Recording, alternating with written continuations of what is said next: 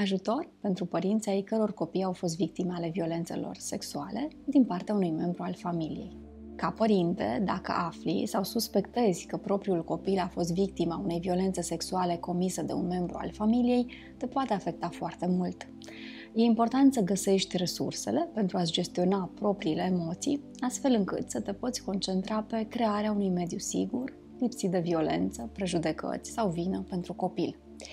Atunci când un copil îți destăinuie o astfel de faptă, este imperios necesar să-i transmiți aceste mesaje, atât verbal, cât și prin comportamentul și atitudinea ta de zi cu zi.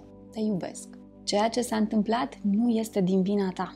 Voi face tot ce îmi stă în putință pentru a te ști în siguranță. Dacă copilul tău este în pericol, nu ezita să suni la 112. Poți de asemenea să apelezi la Asociația pentru Victimele Infracțiunilor Sexuale și să vorbești cu cineva pregătit să te ajute. La ce să mă aștept din partea copilului?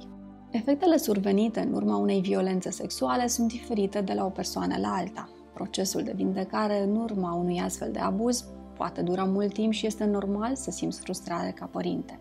Copiii victime ale infracțiunilor sexuale pot avea reacții foarte diferite. Unele dintre aceste reacții te pot face să te simți inconfortabil sau te pot lua prin surprindere. Furie pentru că nu l-ai protejat.